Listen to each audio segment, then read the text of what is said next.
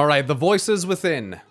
Trials by Jonathan Maberry. Or Maberry. Either way. Story by Jonathan, could be Mayberry, but Maberry. Illustration by Onion Sporin, again. Editorial by Chloe Ferboni and Eric Guerin. Lore consultation, Courtney Chavez and Sean Copeland. Me?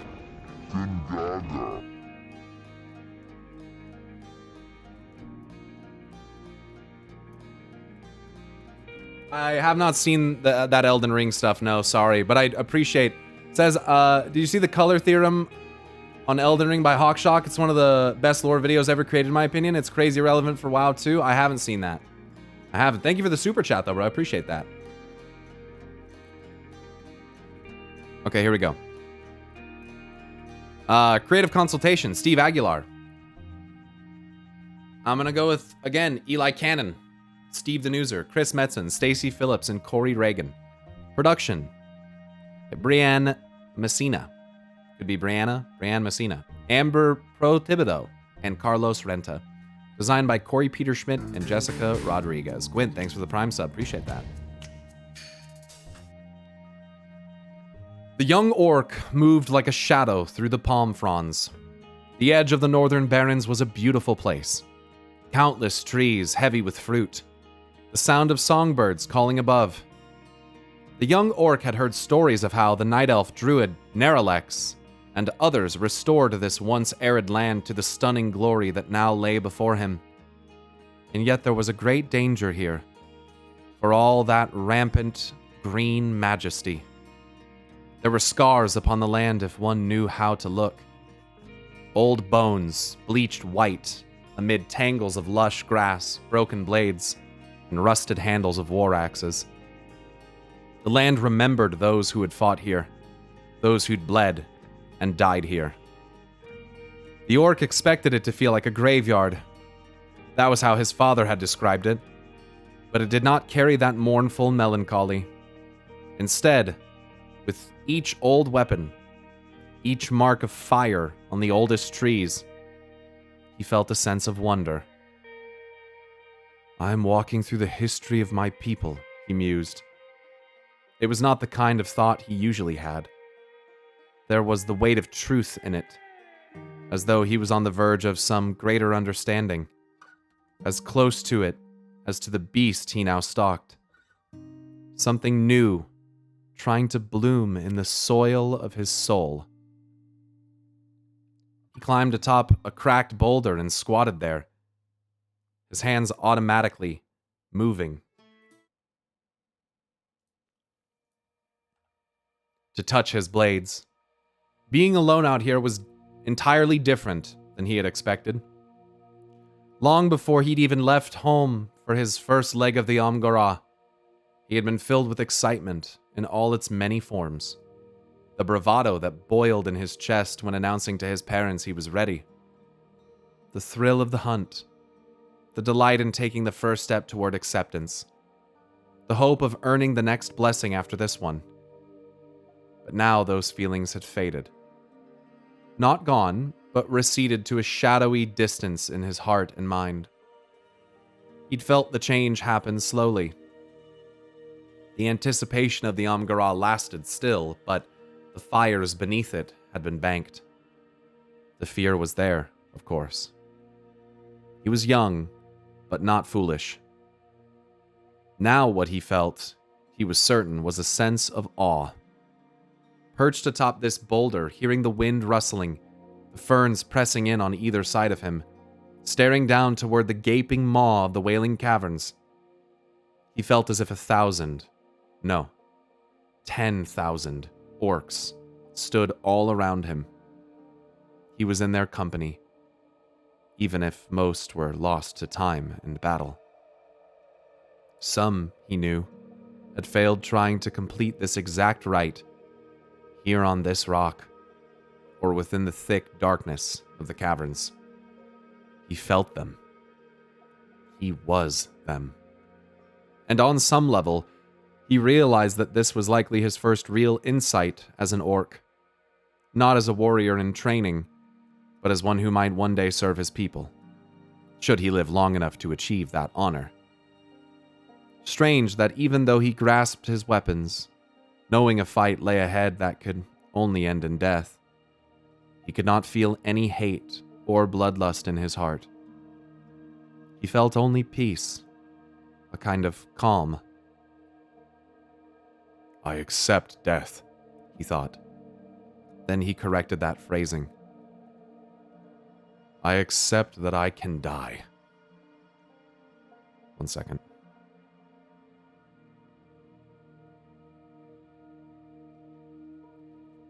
It was new to him, and he marveled at it, turning it over in his mind.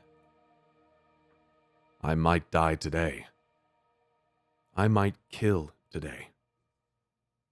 We may both die, the beast and I, and that is okay. Natural." These were not the thoughts of a youngling. They were edging very close to the musings of an orc grown. He smiled, and for a long moment he was pleased with it, and with what all of it might mean.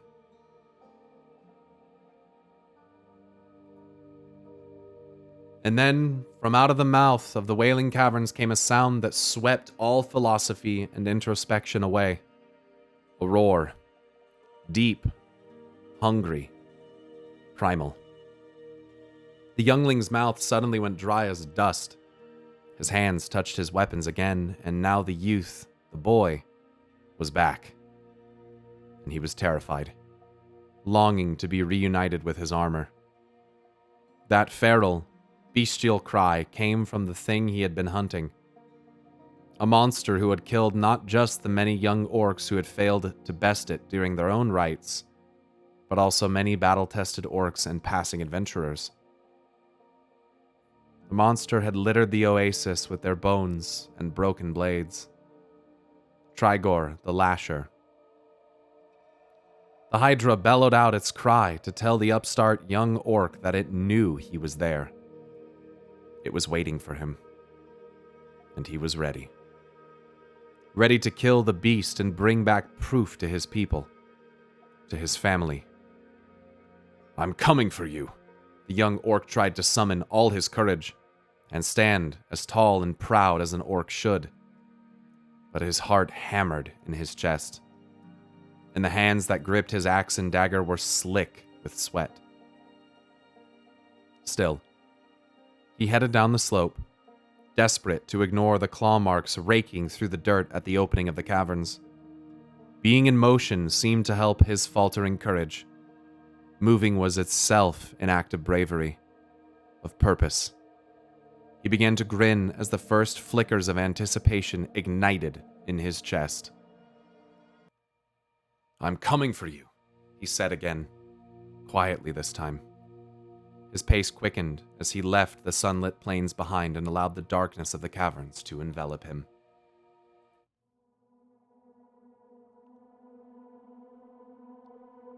Before he could get his bearings, another blood-chilling roar ripped from the throat of the monster. The glint of slitted eyes appeared far, far above. The Hydra struck out with razor-sharp talons. The orc dodged the attack and swung his axe. "The death of that youngling marks another loss to the Horde," said Thrall as they left the council meeting at Grommash Hold. The council had been a grim one, where the main topic was the death of a young orc who had gone out on his Omgarah but was clearly not yet ready. That morning, a party of warriors had borne his body, torn and cold, back to the city. Thrall and Agra strolled down one of the many long dirt roads of Orgrimmar, heading in the direction of home, though neither was in any hurry to get there, or anywhere. It was a fine afternoon, with a warm sun and a mild breeze stirring the leaves on the trees and the banners on the outer walls. Inside those defenses, shadows pooled between the homes and the buildings, and the savory smells from scores of cook fires wafted through open windows. And yet, For all that, their hearts were heavy. Another life taken by Trigor, mused Thrall darkly. Why so many young orcs have chosen to try to track and kill that particular beast is a mystery to me. But I am heartened to know that the Horde will still rally to support the next attempts of our younglings. Agra gave a sad smile. It will take a great orc to best such a beast. She paused. Durak is becoming quite the young warrior, you know. You refused him last season, but he'll be ready soon. Thrall did not meet her eyes. I would never allow our son to track that monster. You think him weak? Agra asked sharply. Thrall set his jaw in a hard line. Weak? No. Never. But the Omgara is not to be undertaken lightly, as we have just seen. Durak is as strong as anyone of his age. Stronger than most, insisted Agra. Not arguing, Thrall assured her. In truth, he was shaken by the sight of the dead youngling. He looked around. Speaking of Durak, where is our boy? Rezi said he went fishing again, Agra said. He has a knack for coaxing the mackerel up to his line. We will eat well tonight. Thrall paused, then picked up the thread of their conversation. It pains my heart to hear tales of our own taken by a rite meant to uplift our young. Agra laughed. Says the wise and mighty orc who helped bring this practice into the ways of the Horde. Thrall nodded. While that is true, I don't have to like its every outcome.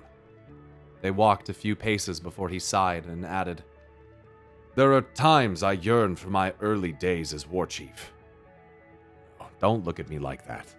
I love what we've built here, and I would never want to go back. But it felt different. Or, said Agra, perhaps, wise as you are, you don't relate to what these younglings need to do in order to understand their strength and claim their power. After all, you were raised by humans. You did not complete such rites at that age. You had great battles to fight.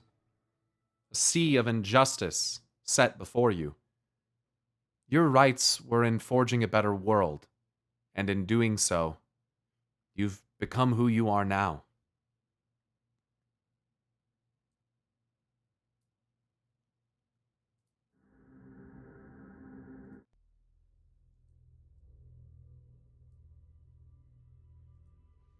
He nodded again, taking her point.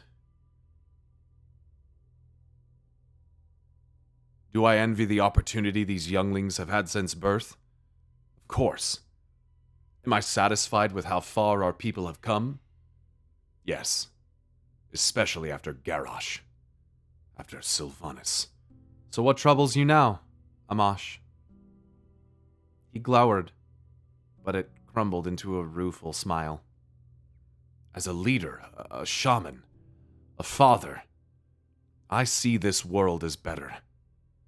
And yet, for all I've sought peace, sometimes I fear a world free from war.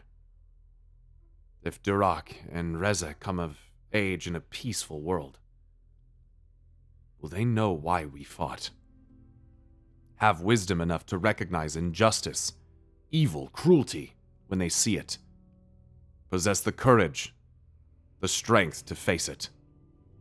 Even now, I spend most of my time roaring and thundering in council meetings. I can hardly remember the last time I hefted a weapon. He grunted as they passed a group of younglings dressed as self-styled heroes, wrapped in war cloaks made from tattered banners and helms of battered old cooking pots. They chased each other with swords and axes fashioned from dried palm fronds. While Durak was getting too old for those kinds of games, among them was their youngest, Reze, who squealed as another young orc chased her, but then pivoted to deliver a clever backward slash that caught her pursuer across the stomach. That, he said, pointing. That's what I really want to be doing. What, making war again? There was a devious twinkle in his eye. Of a kind? With that, he threw back his head and uttered a war cry, snatched a branch free from a bush and ran at the children, brandishing it like a weapon of legend. The youngling shrieked, and Reze, seeing her father, whirled and faced them all, holding her own mock weapon high. "We are beset by an ogre," she cried, rallying them, even the ones she was fighting a moment ago. "Where is Durak?" growled Thrall. "What have you done with my firstborn, you monsters?" Reze stood firm in his path. "Durak is gagged and bound, and is our rightful prisoner. You shall not find nor free him, for we sacrifice him tonight. He's ours by right of conquest." Thrall loomed above them, menacing. "Free my son or feel my wrath." "Feel mine," Reze bellowed. "Orcs of the Horde, to me!" With her own battle cry, Reze led the charge, meeting Thrall in the middle of the street. "Do you accept defeat? Do you submit?" she demanded. Before he could reply, she leapt onto him and bore him backward, and then all the younglings were climbing over the great champion, toppling him, whacking him ferociously with their weapons. Agra stood there, laughing. She called out battle tactics, not to her partner, but to Reze and her own little horde.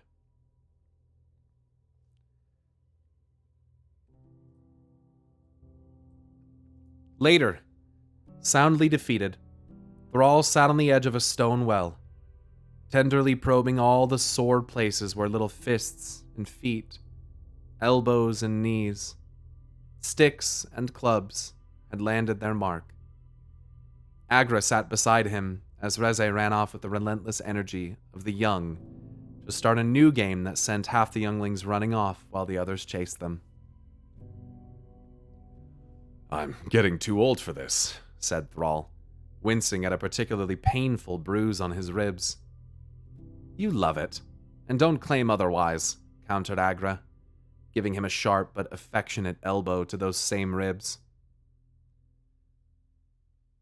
"Reze takes after you, that's for sure," he complained.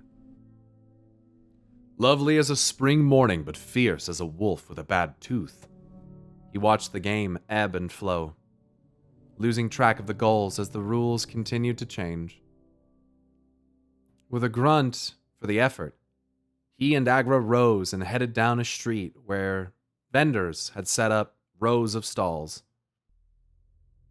There were weavers and metalsmiths, coopers and cartwrights, artists and the growers of every colorful fruit and aromatic herb. They browsed more than shopped, pausing now and then to talk to friends new and old.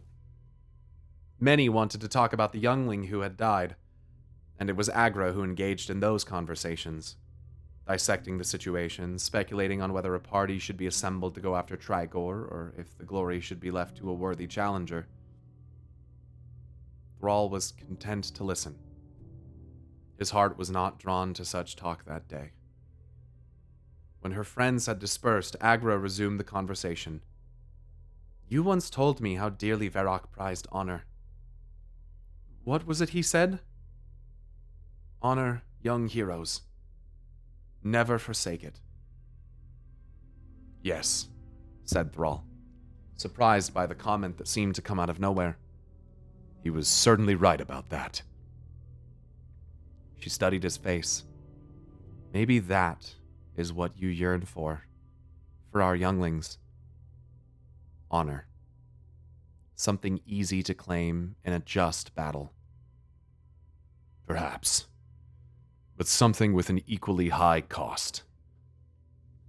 Agra took his hand and led him out of the street and onto a quiet lane beyond that wandered between a row of stables. Sourfang said that to Garrosh, yeah. "War has cost me much," said Thrall. "Orgrim and Grommash. Cairn, Varrock, Vol'jin. I often long for their guidance, friendship, understanding, but they are lost to me. Now I lead alongside their children, their successors, while I worry over how to prepare my own. All that they gave lives within you now. The memory of it, yes. But there are many times I wish the spirits I miss dearly would heed my call for counsel.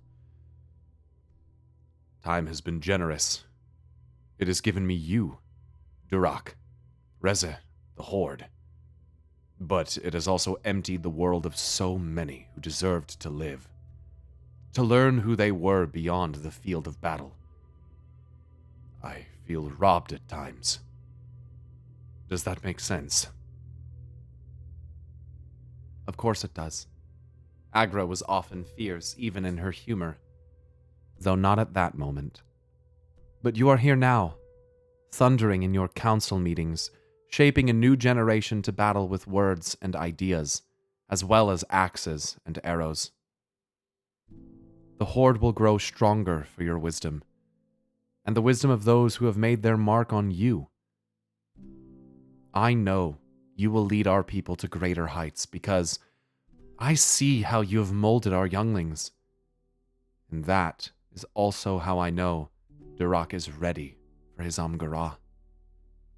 Thrall leaned forward and touched his forehead to hers. A gentle act. She was surprised and resisted for a mere splinter of a moment. Then she leaned into it, sharing the moment. His brow was swollen, a blow from Reze's pointy little elbow, and Thrall winced, then laughed. Love hurts, said Agra, then hugged him. But its echoes are all around us. Our ancestors, our lost friends, they ripple through us, as our acts will ripple forward when we are gone. You are here, still. And for that, we are all glad. They shared a smile before resuming their meandering walk through Orgrimmar. Honor includes caution, said Agra. I understand why you haven't pushed Durak to begin preparations for his Amgarah, but you can't protect him forever. I know that, Thrall said, nostrils flaring. But he is still young. There are those in this town who are younger than him, but who've already taken the rights. And more than a few of them are dead, said Thrall. The Amgarah isn't to be undertaken for glory or to prove oneself. It is a pledge to serve, honor, and safeguard our people. And to know what that means. I know Durak is of age, but he is not ready. He will be. But for now, he thinks it's all about being tough and brave. And that is such a small part of what he'll need to succeed.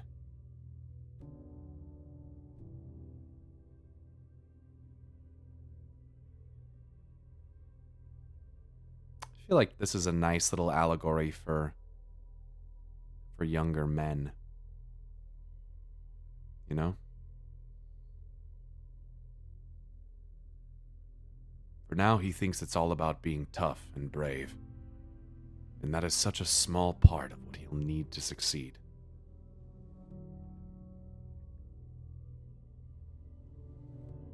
Agra gestured to some of the older children in the yard. Some of his friends have already achieved their rights. That weighs on him. I know. And there are whispers of some doing so without their parents' blessings. Thrall huffed. I know that, too. Which is why I'm glad Durak is wise enough to listen to us. So far, said Agra. A day may come when he will not wait. That reminds me, she added. Reze has been after you to explain the Amgarah to her. She's jealous that Durak got the talk last winter. Thrall nodded. I shall take her for a walk when we get home. It's easier to speak away from everyone. He let out a belabored sigh. Our young ones will learn the realities of our life soon enough. Battles and glory may make us strong, but we're stronger knowing why we fight.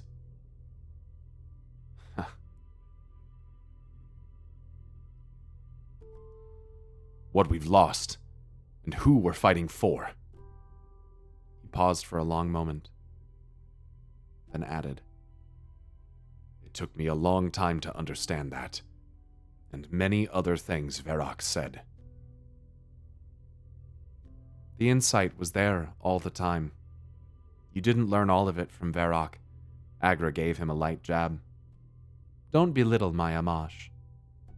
Your Amash has had more than his fair share of days of boneheaded bravado. Well, boneheaded. You're not wrong there, she conceded. Then they both smiled.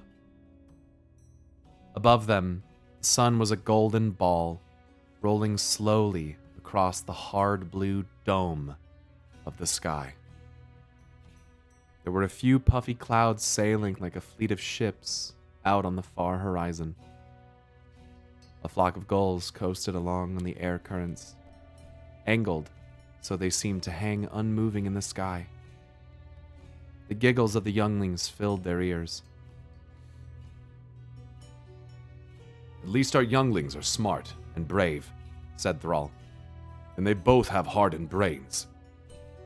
They take after their mother in all the important ways, said Agra airily. This I will not refute, said Thrall. And that was as far as he got, because something small and very powerful came out of nowhere and raised her faux weapon to him. Show me your strength or die screaming, raptor dung! He looked down into the ferocious, glaring eyes of his youngest child. I yield. And so you should, cried Reze, for I'm a fierce warrior of the Horde. With that, she gave her father a crinkling smile, then put her fists on her hips, in unconscious imitation of her mother. Thrall, grinning, stared at his wife and his daughter. They looked so alike and wore the same fierce, glowering looks, the same flashing eyes. Father, can you tell me of the Amgara? I want to learn everything about war and killing the enemy and hunting beasts and all of it. Thrall shook his head. Then, off Agra's head tilt, he conceded. Yes. Let us walk. Walk where? Anywhere. Just a walk so we can talk in private. Reze nodded vigorously. Let me say this first, little bug. The Amgara is not about war or killing. It is about learning what it means to be an orc. It's about learning how to be strong, yes, but also how to honor our ancestors, how to live in harmony with the elements. Reze stared up at him, half smiling as if he had made a joke, expecting a punchline after his words. Thrall caught Agra's amused expression. I'll go start on dinner. I'm sure Durak will be home soon, said Agra. You two enjoy your walk. I think your father has a lot to tell you. The creature's talons were little more than a moving shadow against the deeper blackness of the caverns. They came so fast that the young orc dodged almost too late. He threw himself down, rolled sideways, and sprang back to his feet, hoping for an advantage, but the darkness was so intense, he saw nothing. He circled, trying to find it. There was a movement, and once again, it was black upon black. He did not know if he was before or behind the monster. Then it struck again.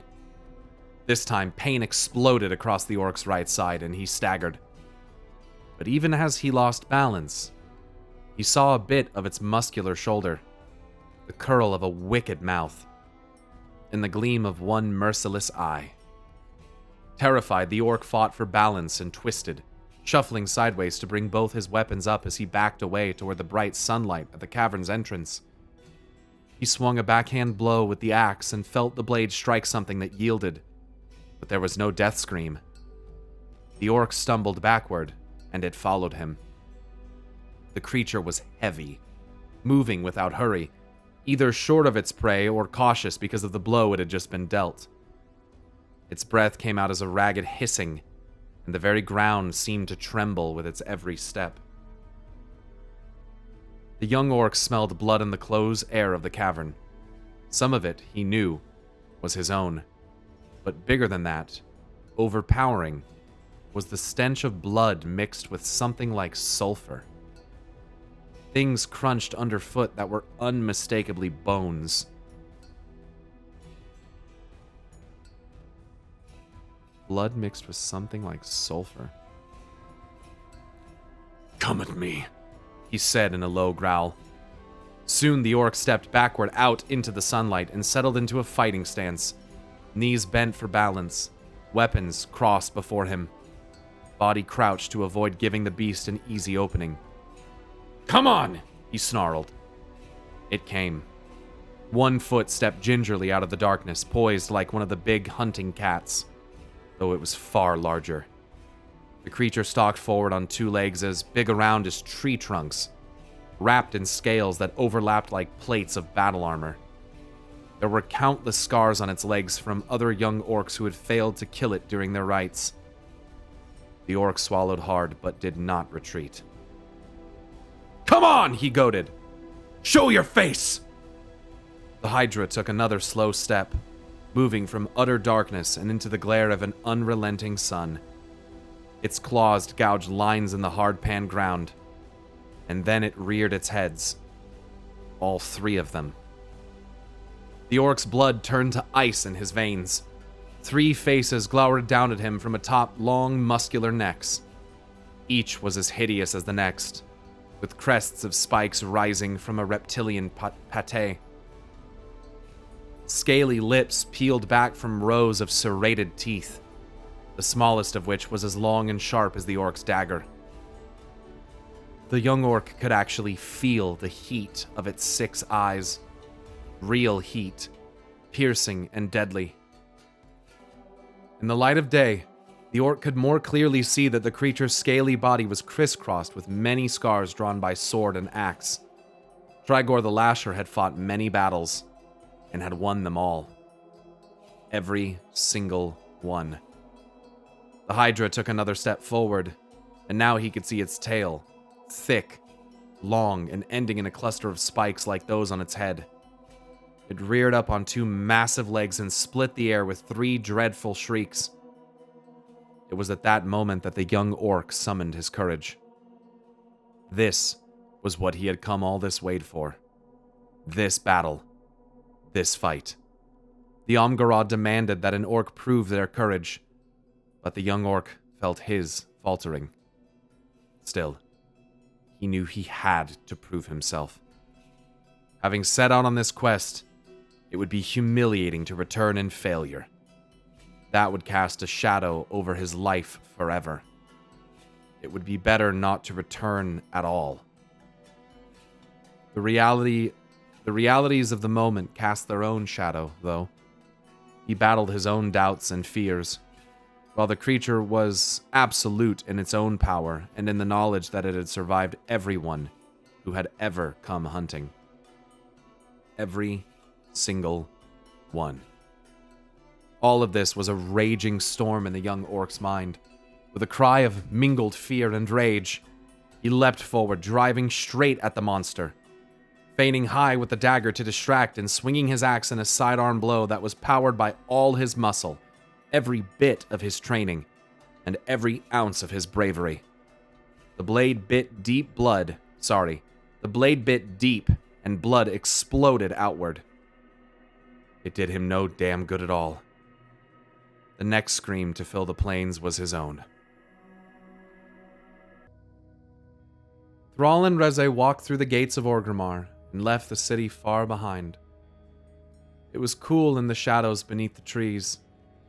An adder slithered out of their way but stopped to watch them pass. Reze smiled at it with an innocent joy that touched her father's heart. "It's nice to have some time alone, little bug," said Thrall. "We don't get to talk much. You're either pestering Durak, hiding from your mother at chore times, or ambushing your poor old father." "I beat you today," she cried. "You did," he agreed, and tousled her hair. She swatted his hand away, giggling as she did so.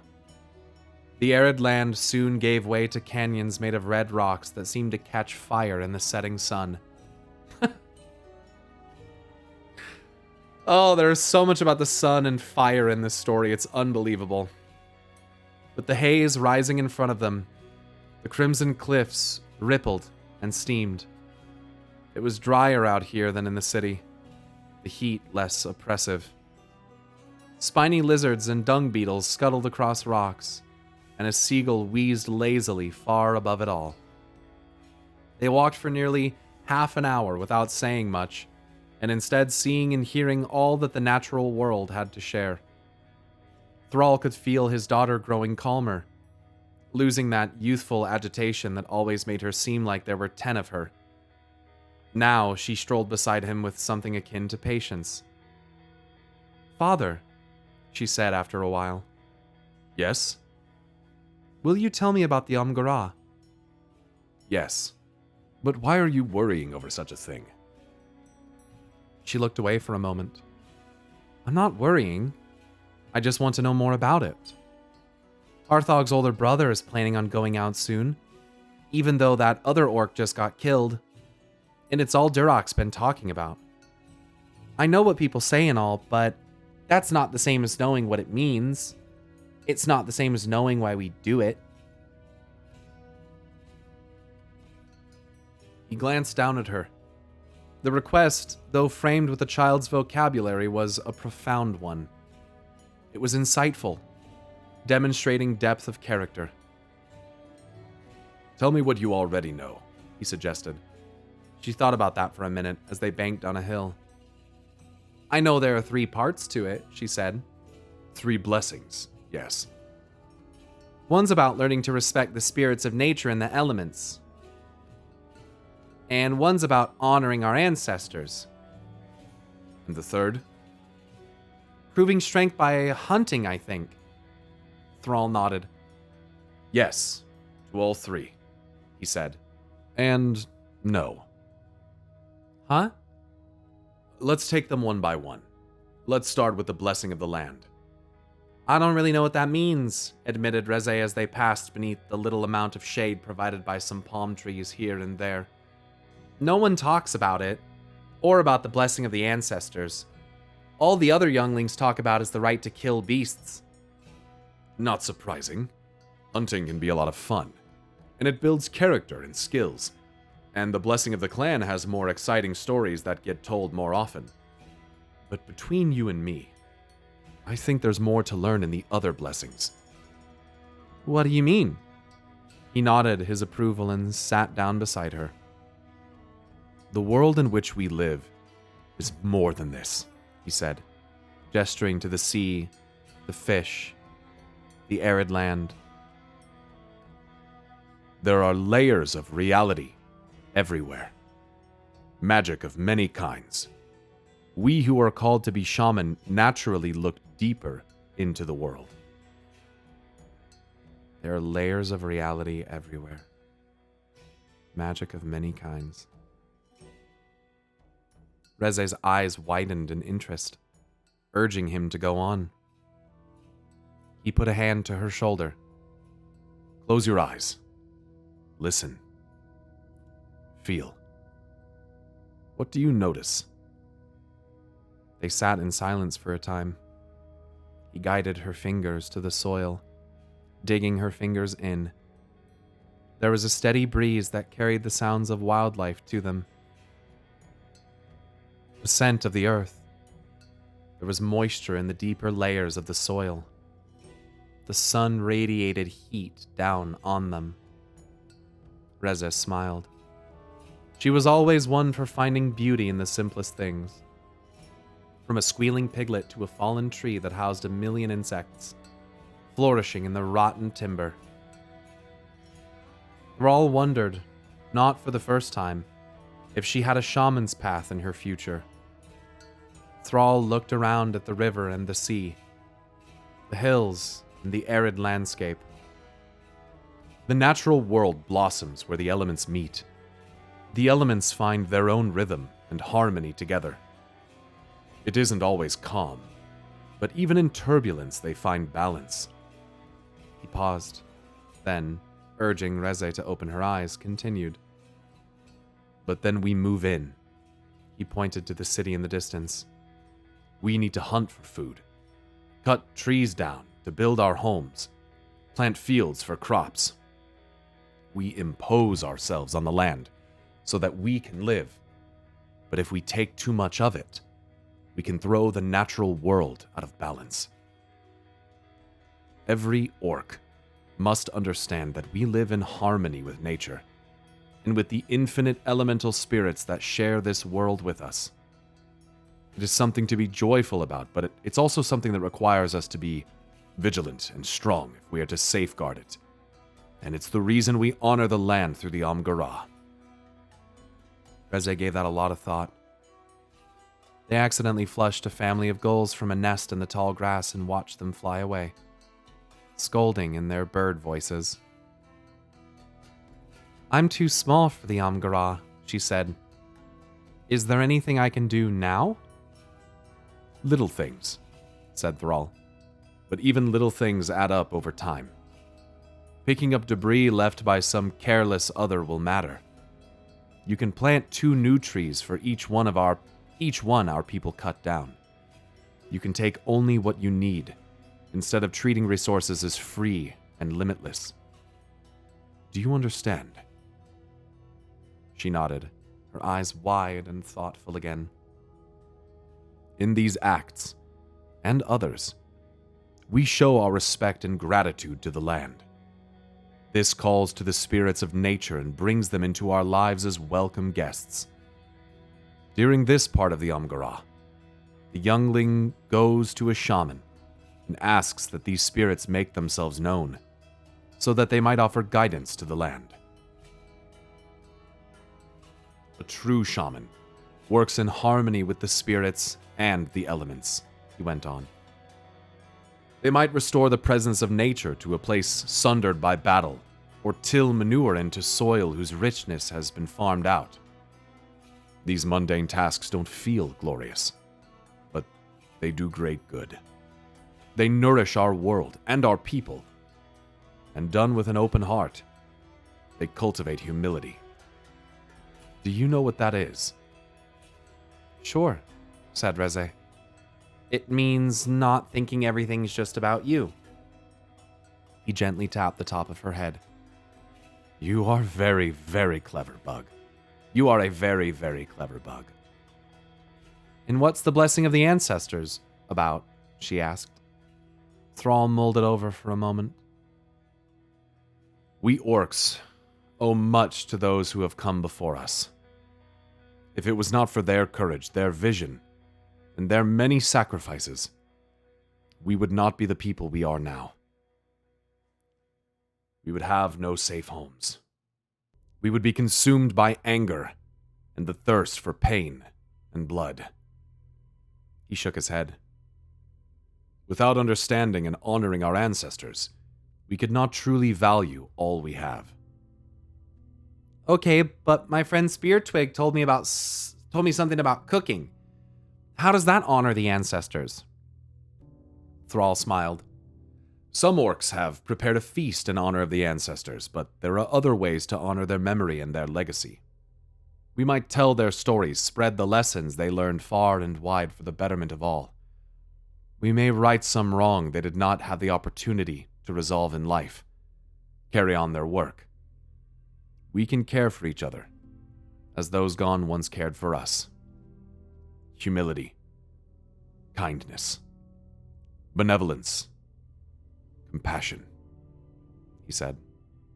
These skills are more difficult to learn than swinging an axe, and yet They matter more to the longevity of our people. Even the sacred meals your spear twig spoke of demand much knowledge of herbs, when something is safe to eat according to the calendar of its growing. To orcs obsessed with combat, this may seem silly, and yet it is the heartbeat of our kind. It is what makes the Horde a community worth living in and fighting for. Reze bent to pick a flower and then stopped. She crouched down, looking at it instead. Tell me what you're thinking, coaxed Thrall. It's bruiseweed, she said slowly. Thrall waited. If I pick it because it's pretty, it just dies, doesn't it? Yes. But Mother says that bruiseweed is what some of the older folks take when their joints ache. Mother makes a paste out of it and puts it on cuts and scrapes. And sometimes she rubs it on me or Durak if we get a rash. All of this is true. I can look at it and see how pretty it is, said Reze. But I don't have to pick it. Someone else might need it for medicine. Thrall once more felt his heart lift. She understands, he thought with great love and pride. Reze stood slowly and turned to look at him. He expected a smile, but saw none. Instead, there was a faintness of unease in her eyes that he struggled to define. Was it because of all the weight and responsibilities of this long lesson? Tell me about the other rite. That's the hunting one. The blessing of the clan, he supplied. Come, let's sit beneath the palms and watch the water. There are these little fishes that sleep in the dried mud for months and then wake up when it rains. We'll see if we find any. They sat and watched the waters of a small river ambling toward the sea. Sunlight sparkling on the tiny wavelets. We orcs need to be strong, and we need to be tough, able to fight, to hunt, to protect our families. But that isn't the reason for that rite of Amgarah. It just looks like it from a distance. Thrall pointed down to the stream. Tell me what you see. She leaned forward, elbows on her knees, and really looked. I see pebbles. There's a blue one, and some green ones. What else? I see an old buckle someone must have lost. And? Oh, she cried with such delight. There's a fish! It's purple with a pink tummy. Perfect. Now, if you just walked past the stream and looked quickly, then all you would have seen is the water. But when you observe with patience, you see so much more. He looked at her. Do you understand the lesson in that? Reze thought about it, still watching the water. Then she nodded. I think so. Then how might that apply to the blessing of the clan? She hummed at that, and it delighted Thrall that it was clear she was thinking it through. You're saying that I only know about Amgarah from a distance. I'm hearing about it, looking at it, but I'm not seeing it. Thrall smiled and gestured toward the north. From a distance, the Horde looks like warriors, fighters, killers. We prize strength of arms, hold passion for combat, but only someone looking and not seeing would think that it is because we treasure war. But we do treasure war. It's how the Horde has won all its battles, isn't it? Thrall smiled grimly at that. The Horde has won many battles, and lost many too. Not all of them on the field of war, said Thrall patiently. The strength we orcs acquire by hard training, by dangerous rites like the blessing of the clan, through warfare with enemies who must be fought, is not what defines us. It is not the bloodshed that we seek anymore.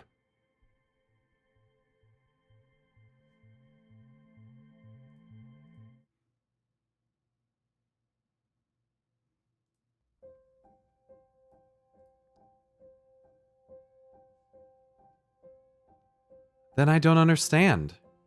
Thrall nodded. How many pigs do we have in our yard? Huh? Pigs? Oh, 17? And old Vriga's about to drop a litter. Correct. And we raise pigs for food, yes? Yes, she said cautiously. Reze was not at all a fan of killing any of the family's livestock, and sometimes wept bitterly when a pig was slaughtered. You know that we must do this, or else we will go hungry. Sure, we can eat vegetables and grains, but we eat meat too. That means that we have to kill the animals we raise. I hate that. I know, said Thrall kindly, but you eat your meat all the same. She said nothing. When your mother or Durak or I kill an animal, do you think we do it out of hatred? No. Does that mean we think nothing for those animals? No. But I guess we have to. Why? Like you said, we have to eat. Exactly, said Thrall. Violence is sometimes necessary. We kill livestock for food. We fish the waters for food. We hunt the lands for food. Have you ever heard an orc curse at any animal that's being killed for those reasons? Reze shook her head. Of course not. But all the fighters in the city talk of killing enemies. They even sing songs about it. She spoke true of a long tradition among the orcs. Lockdraw. Songs that told the glories of battle and of great wars dating back through time. Reze knew the lyrics to many of them and often sang these war songs when she played.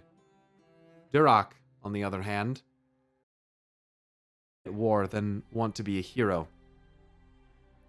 Sure, he said, but we do not sing to idolize violence. We sing to carry forward the memory of injustice, to honor those brave enough to meet it with steel. I pray you won't live to see such evil, but the songs of our people may grant you the wisdom to know what to do if you must face it. At this, she beamed. Strike it down! Exactly, he said. Now listen.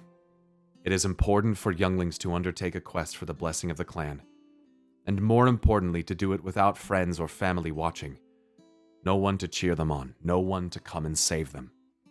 They must learn how strong they are. It is a very important truth that the Horde is only as strong as those who serve it. In war, one poor soldier can cause a line of battle to falter. A weak link can break the strongest chain. She nodded, engrossed by what he was saying.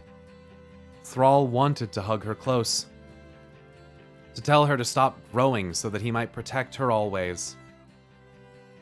But he knew too well the importance of that lesson, a lesson his own parents had not lived long enough to impart to him. The blessing of the clan is no easy thing for a youngling. It's frightening to be alone, and to know that their survival depends solely on what they do. They might find themselves moving through unknown terrain, seeking resources like food, water, and shelter, while spending days tracking the beast. This requires intelligent observation and equally intelligent decision-making. And when the beast is confronted, they have to fight and kill it. This proves they can do that they can overcome something bigger, stronger, possibly wiser, certainly more experienced, and many times more dangerous. So much is learned by that. Reze shuddered, looking askance. Some get killed. Some orcs, like... She trailed off rather than name the orc who had laid dead back in the city. Thrall understood the hesitation some, especially the very young, had for naming the dead aloud. Thrall thought of that morning's council meeting. Yes, he said, some die, and that is a sad and terrible thing. It's a loss to their families and to the entire horde. We all grieve, but at the same time, we learn from what happened. Did the orc go out too soon? Were they properly trained? Had they not only heard the advice of their elders, but heeded it, understood it?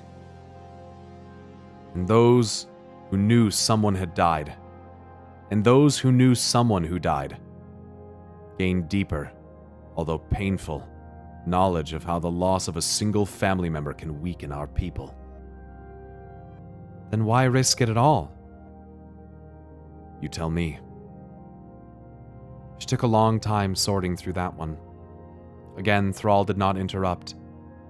In a way, this was practice for her own Amgara, because he was letting her discover her own insights. Parenting, he mused privately, was a difficult and demanding as being a warrior. Maybe more so.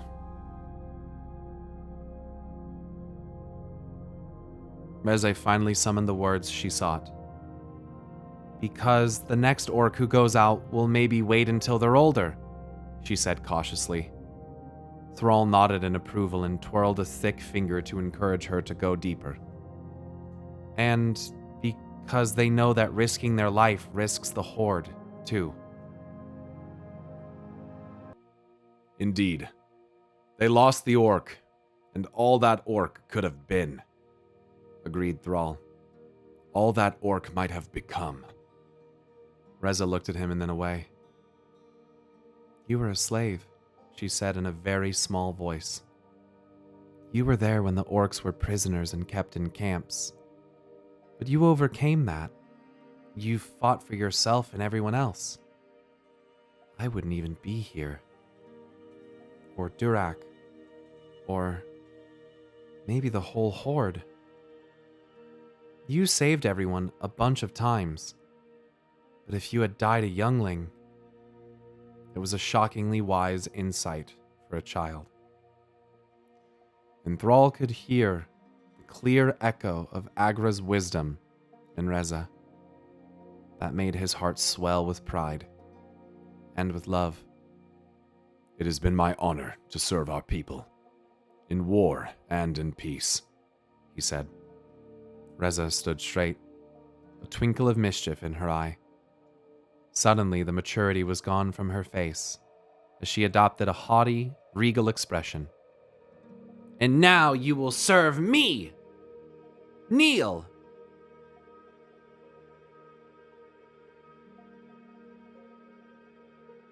Man, that's like hilariously reminiscent of the jailer.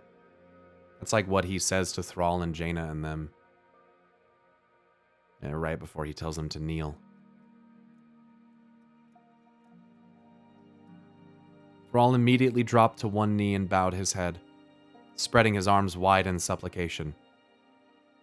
I bow to you, War Chief Amarez, chieftain of the Orcs of Azeroth, benevolent mistress of all she surveys, mistress of beasts and birds and all things that walk, fly, wriggle, climb, crawl, and wallow.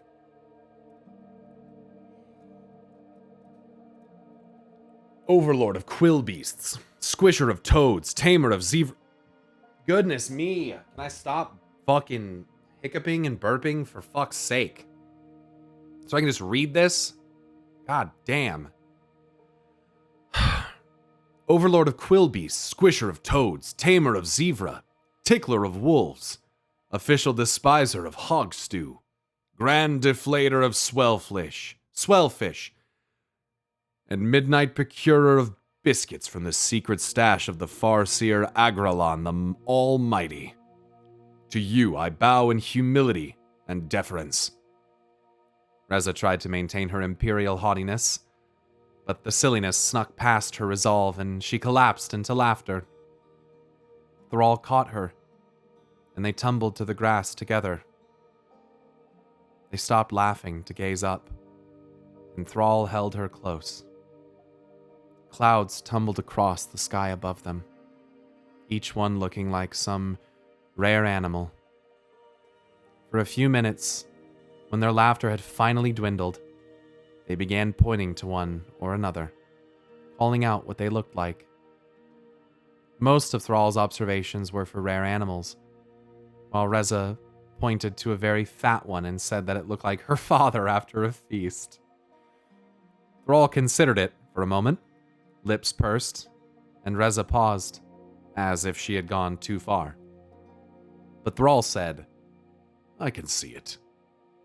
They laughed again, but it didn't last long as the fingers of twilight pulled the sun toward the west. Father, said Reza, her tone growing serious again. What we were talking about, you being a slave, having no family growing up, no good times like we have, and now having to be a shaman and representative of everything else for our people. What about it? She sat up and stared at him with huge eyes. That's a lot to carry. He got to his feet and pulled her up too. Yes, Conceded Thrall.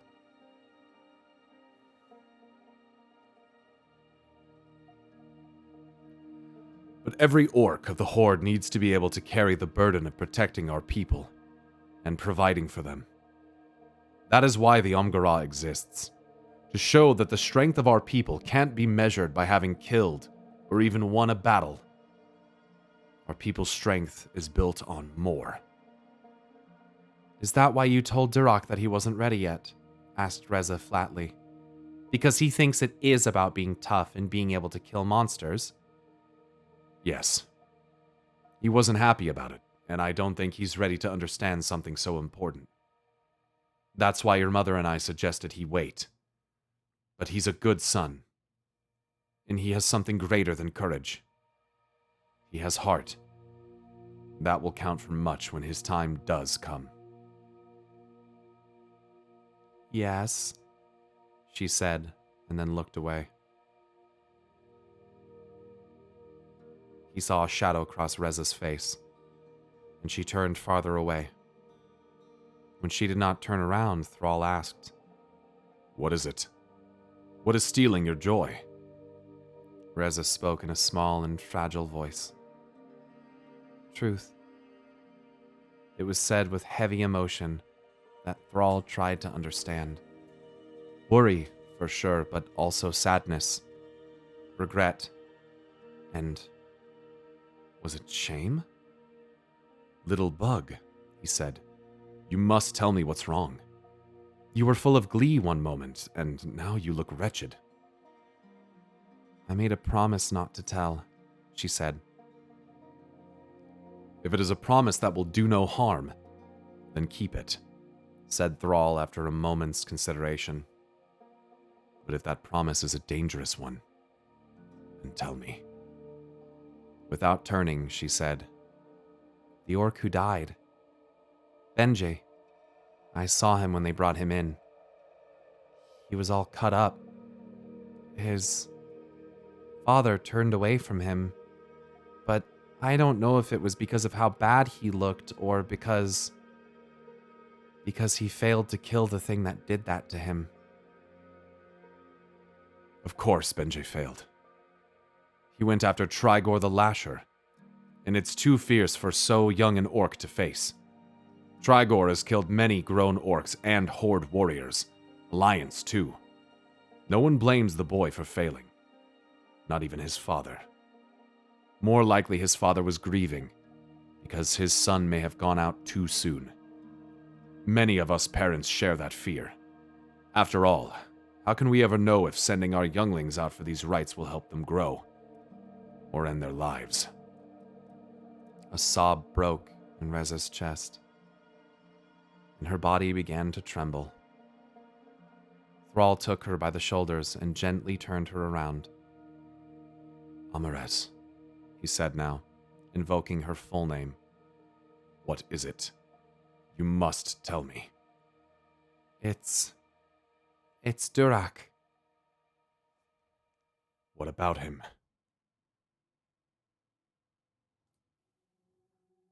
Are you worried that he will face Trigor next year when he goes out for his Amgarah?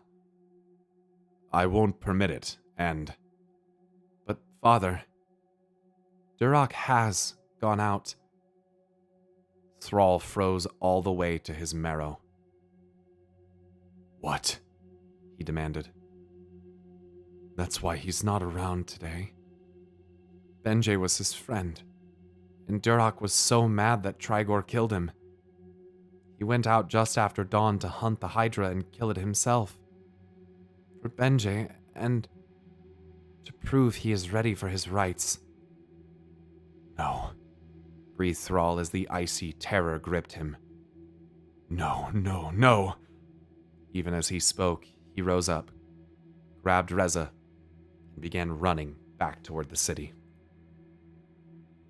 The journey to the Wailing Caverns was far, but they were upon Moonpaw, and the great wolf seldom tired during times of great exertion. 3 of Thrall's most trusted orc warriors rode with them, and Agra galloped beside Moonpaw on another huge, borrowed wolf.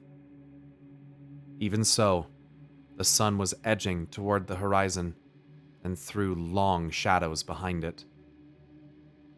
"Will he be okay?" Reza cried. But Thrall, fearing what words of panic and terror would escape him, said nothing. There was a pain in his chest that felt like an arrow had been shot through his heart. They passed through Durotar and into the northern barrens. They sped past the crossroads and rode hard for the large brown mountain beyond it, pressing on, taking shortcut paths they knew, racing against the setting sun.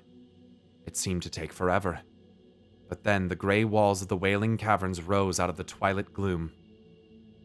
From far away, they saw someone sprawled in the dirt, sitting with their back against a boulder, legs splayed, arms slacked. The dying sunlight painted the figure, and Thrall feared that the bloody red he saw was not all from the sun. He had been on enough battlefields to know a grave wound from any distance.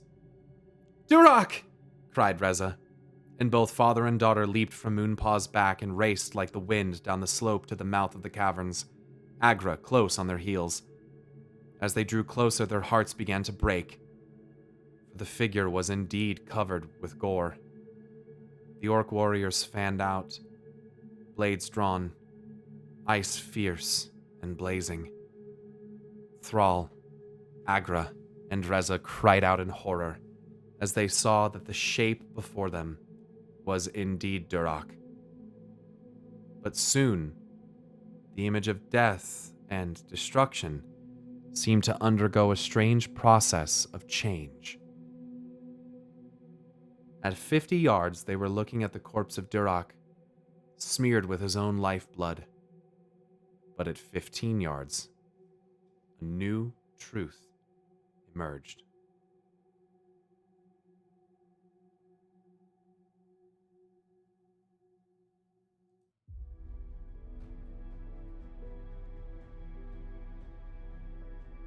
Durak sat on the ground with his back to the rock. Hope you were enjoying the DT story. Gotta watch the VOD. I was, thank you very much. We'll be playing more of it on Friday. Durak sat on the ground with his back to the rock. His clothes were slashed and torn, and he bled from a score of cuts, some deep and terrible. His face was painted with blood, yet it was not the dark red, nearly black blood of an orc. No, this was something much brighter. It was truly painted. The marks were crooked and sloppy, but there was an order to them, a pattern. The bright red blood on his face matched the dark red on the fingers of his hands, and that ignited the smallest spark of hope. One bloody hand gripped the edge of the rock, and with a great effort of will, Durak rose to his feet. He stood there, bloody, swaying, but alive.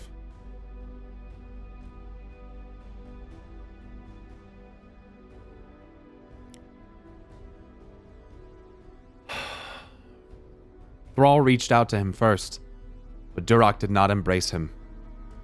As if performing a conjurer's trick, the young orc instead reached down behind the rock and lifted something. It was horrifying. Dreadful thing to see, and yet it filled Thrall's heart with joy. It was one of the severed heads of a hydra.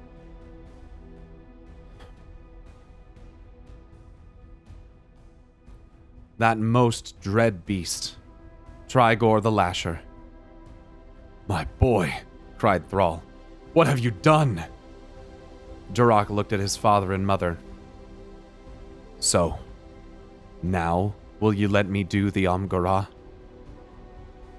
Duroc gestured weakly with his other hand, and behind him, barely visible in the shadows of the cavern's mouth, were two more huge lumps of flesh, gristle, and spikes.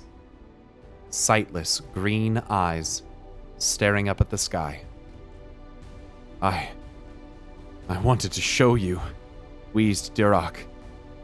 Father, I wanted to show you that I'm ready. Thrall took Duroc gently into his powerful embrace and pressed his forehead to his son's. Agra leaned in to join them. Reza took one of Duroc's hands and held it tightly, pressing it to her chest. My son, Thrall said finally, his voice filled with wonder, with pride and love. Do you know what you have done? I killed the monster, father, whispered the boy. I wanted to make you proud, to show you that I can serve our people with honor. You said I wasn't ready for Amgara, but I wanted to show you that I am. Duroc, you slew a creature many grown orcs and others have failed to destroy.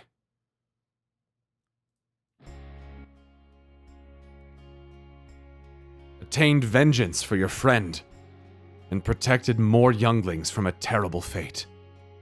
I have never thought you weak or unworthy. No, I just wanted you to be safe.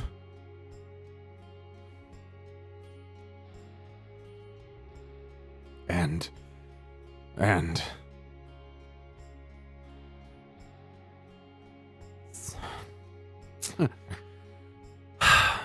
Thrall was unable to finish. He was laughing too hard and weeping. They sat around a campfire that blazed so... They sat around a campfire that blazed so brightly, it filled the whole plain with a warm, golden light. Even the mouth of the cavern looked less grim, almost cheerful. After Thrall and Agra dressed Duroc's wounds, he needed to rest. Agra had sent Reza running into the fields to gather certain revitalizing herbs. They worked together, changing bandages and fetching water. He sat close to Duroc. "You slew Trigor, the Lasher," he said.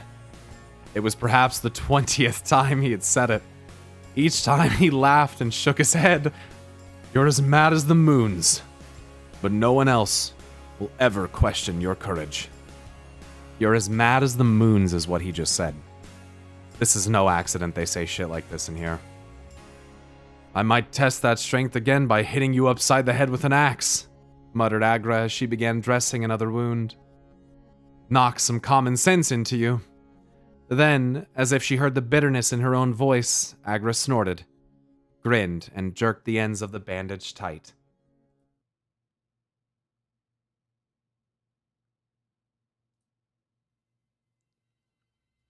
Duroc gasped in pain. "Brave young orc complaining of a scratch," she said. Reza chuckled under her breath. Durak licked his dry, cracked lips. So, will you let me do the rest of my Amgara? Well, said Thrall, feigning doubt. Having tasted your cooking on hunting trips, I think you preparing a meal to honor the ancestors might classify as an act of war. Reza tried not to laugh out loud, but snorted instead. Moonpaw lumbered over and sniffed the Hydra blood on Durak's clothing. Uttered a low growl. Durak glowered at the wolf. Does everyone in this family have an opinion? Thrall sighed. Your mother and I will discuss your Amgara. And this time, you will wait for us before charging ahead. He nudged his son's shoulder. Durak smiled through his bandages as the cinders of the family's fire rose into the night sky, carried across the northern barrens by the wind. What a good short story, dude. Fuck me. That one tore me up at the end, bro. It's so well written, dude. They're all so good.